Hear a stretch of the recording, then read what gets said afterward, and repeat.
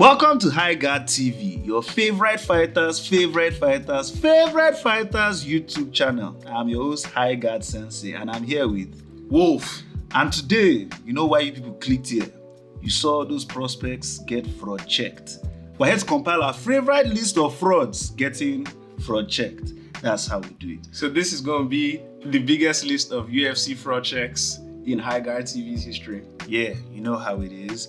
But before we continue, make sure you subscribe, make sure you like this video, share it with all your friends and your best friends. And now, let's get to the list. So on top of the list, or at the bottom of the list, the one with the least amount of High Guard satisfaction, we have Mr. Daniel Marcos. Daniel Marcos is a lay and pray guy. All he does is hold you and lie down on top of you. This serial decision machine came into the UFC fight night at Des Moines to lay and pray against a man named Montel Jackson. But guess what? His plans did not work. The judges saw through his bullshit and gave Montel Jackson the nod, especially for Montel Jackson's round 3, where he kept popping him in the face. See, look. I don't know what it is with these Peruvian guys and going to the ground. I'm not sure what's happening there. I know I don't like seeing that thing. Stand up and whip a nigga, or if you're going to wrestle, try and choke the motherfucker out. On some Oliveira shit. On some the Bronx shit. What are y'all doing? What y'all doing? Very weird. What y'all doing? Daniel Marcos is the first, or should I say the last on our list. Up next, we have the very strange individual, the very confusing individual. I don't know what kind of time he's on. I mean, I can probably guess, but it is what it is. Yes, Mr. Peyton Talbot.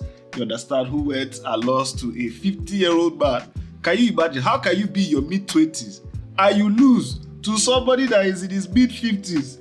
Look, man, I need you all to do something for me. If you know the nigga who Peyton Talbot lost to, just like a lot of y'all don't know his name. His name's Raoni Barcelos, but a lot of y'all don't know his name. Raoni Barcelos, he's just there. Like, really, he's just there. He's not that great. He's not that bad. And Peyton Talbot came in with all this hype and all this metrosexuality. I'm not going to say what he actually came in with because, you know, those are accusations. And High Guard TV and Wolf don't have proof of those accusations. Exactly. But you know what? You know what that guy is. You know what he is. He comes in, lies down on people, and does very strange things. And you would think that with the way Peyton Talbot appears, you'd be into that sort of thing, or at least be good at that sort of thing. But you know, no, it is what it is. So you know. Up next, we have any undefeated prospect that is fighting Christian Rodriguez. Yes, you people know Christian Rodriguez. C-Rod should change his name to Zero Taker because he takes everybody. See, once I see an undefeated prospect in the UFC fighting Christian Rodriguez, I bet you Christian Rodriguez. I'm telling you. Look, man. Christian Rodriguez against all undefeated prospects. Like, that's how we get him to the title. That's how we get C-Rod to the title. I'm telling you guys. Just bring all these young guys coming from Cage Warriors. You guys need to understand, like, he's in the last 2 years, he's 4-0 against undefeated prospects. Yeah. Meanwhile, this is a guy who lost to fucking Julian Erosa, who is 9-7 in the UFC. But he's fuck this name. This guy. See, I really started supporting Christian Rodriguez when he took Chiwiwi's away from him. That was funny because that guy was talking a lot of smack about being, you know, the next John Jones, youngest UFC champion. I think he said he would beat Aljamain Sterling. He said something like that. I vaguely remember him. You know, at the time I wasn't even an Aljo fan, but fuck that nigga. Yeah. Let's move on. So up next we have Mr. Claudio Puelles. Whoever he is, the very confused individual who went up against Mr. Dan the Hangman Hooker and was trying his signature leg locks. I think I read a manga once where there was a dude who used leg locks and he was trying to use it against the main character and it also didn't work out for him. And when I watched that fight live and I remember something very zesty happening, you know, when Dan Hooker, I don't know, it felt like Dan Hooker was putting his finger somewhere that his finger should not be, but you know, it is what it is. Look. See, another Peruvian guy. What's up with these Peru guys and coming to lay and pray? This guy was, you know what? Let me give him some credits. The Prince of Peru, Claudio Puelles, at least came to try and get a finish.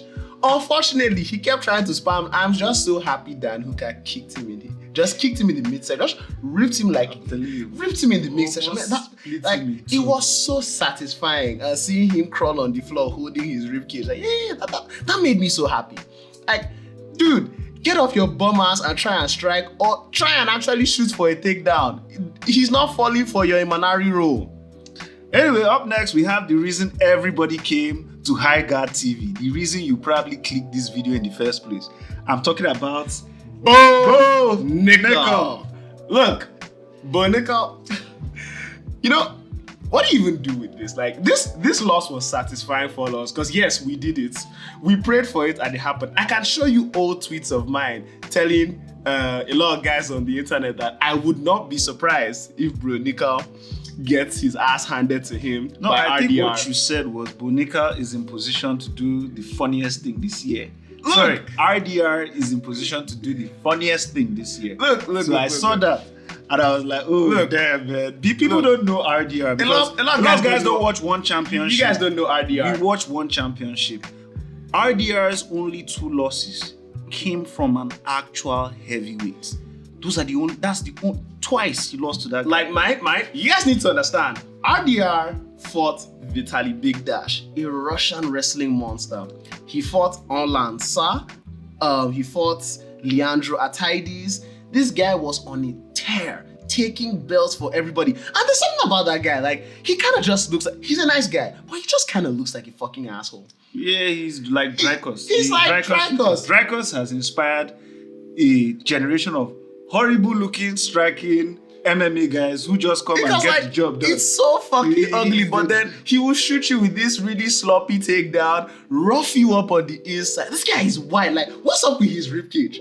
Like, like, who loses to a guy who has obvious body shot problems? But anyway, Bo Nickal came in and once said he beat Hamza Chimaev. You know, as somebody who bears the name Wolf, I took that personally because I'm not even a Hamza fan like that. But man, you ain't even this guy has been a prospect for fucking 4 years. RDR came and blazed the decision in 6 months. This guy is not on. He's not about what he's talking about. This guy does all the podcast interviews, trying to convince you guys. Like he's trying to convince us desperately that he's not good. He's not good. No, he's not. Yes, such, bro. Fuck this shit, bro. Like, oh god, this guy spends more time in podcast studios than in KG, bro. But anyway, it is what it is. Shout out Bo Nickal. Shout out to Bo Nickal and Mark Brown. Mark Brown came and said, we take careers like we take men. So, respect to them. I appreciate that. Anyway, up next is Ryan Hall for obvious reasons. He absolutely got his head smashed in by Ilia Topuria. He came in and flattened his head. He said, I've come in and I just flattened his head. Like, dude was trying every leg lock and Imanari roll and Ilia Topuria flattened body. Like, oh god. You know my issue with this guy, right? Ilia Topuria comes in after he has fights cancelled with I know this. He had fights cancelled with Danny Gay. He had 2 fights cancelled with Ricardo Lamas, and he's seen Ilia Topuria coming into the UFC, young guy that hasn't had much fights. I'm like, yeah, this is easy pickings. But you see this thing they say this thing in boxing a lot. If you keep cherry picking, you're going to pick a cherry bomb. So, that cherry bomb blew up hell in his face. But anyway, up next we have Wolf's favorite mixed martial arts prospect that broke his heart when he's lost. Yes, I'm talking about Mr. Anshul Jubli. I don't know why. Interesting individual. I don't know why this nigga goes around lying on my name. I don't know what his plans are.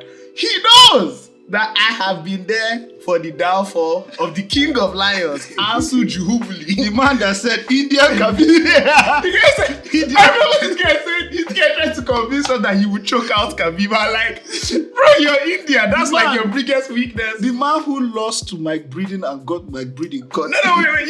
You guys need to understand something about Anshul Jubli losing to Mike Breeden. Mike Breeden came to that fight. He had a staph infection.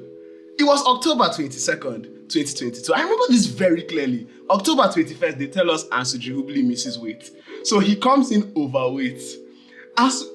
Mike Breeden is what, 5'7", 5'8" at best. Like maybe a 5, I don't know. Like he's not very tall. Anshul Jubli stands at 6'3". This is on some this is awesome tarantula activities. This is awesome. Like this. You remember that video of this guy knocking out Bobby Green? Okay, I'm sorry. So this guy comes in, weight advantage, not drained. They set it up for him to like get a big payday against a nobody in Mike Breeden, and Mike the Anshul Jubli hunter gets in there and starts dog walking this guy, and to let him know that I'm dog walking you, he starts barking. God, anyway, shout out G Silva. and then after he knocks out Anshul Jubli, he gets cut from the UFC. And I will never forgive Dana for that choice, because the Anshul Jubli hunter reigns supreme. Anyway, shout out to Anshul Jubli and shout out to his. Also, shout out to that, that 0-0 Australian guy that also knocked him out recently in UFC 312. I forget his name, Quintillion something. I know all my Australian niggas. All my Australian niggas, type it up in the comment section, because everybody said, it was a quick stoppage, bro. He fell headfirst into the canvas. Yes. If he hadn't stopped it, he was dead. So our next one is not quite a prospect, but to us, he's a prospect. He remained a prospect, and he will forever be a prospect. We're talking about Mr. Leon Edwards against Mr. Belal. I don't remember his name, Mohammed. Now, it's not because of the fact that Leon got outworked. It's not the fact that he lost the belt in front of his fans. It's this picture right here. This thing will forever be. See me, I'm not a fan of Belal Mohammed. I don't like his personality. I don't like anything about him. But just because of this, I'm a fan of Mr. Belal Mohammed. I stand on what I say. I don't care what none of y'all say. I'm a fan of Mr. Belal Mohammed. Thank you very much, sir, for sending this prospect back to where he belongs. Thank you for shaming him for all of England. Bless up, the real one. Remember his last name, Bully B. Remember the name, whatever the man want to call himself, Mr. Belal Mohammed. This guy is a fan. This guy is just a fan until JDM sleeps Belal this weekend. So, whatever, man. Whatever, man. Up next, we have the king of all prospects. Again on our list, Mr. Leon Edwards. Getting choked out. No, let's not even start there, because we all know how that ended. This guy went in there looking past Sean Brady. Sean Brady came in on short notice. I need my 10 rounds to Belal Mohammed. I need my 10 rounds. I give 10 rounds to Kamara Usman. I need 10 rounds to Belal Mohammed. That man, Leon Edwards, stole the welterweight division from the greatest welterweight of all time, Mr. Kamaru Usman. He stole that belt from him and ridiculed that belt with horrible performances. So he comes in and he's like looking past him, talking all this shit. Shut the fuck up, bro. Shut the fuck up, bro. I'm like, headshot that. And then he goes in there.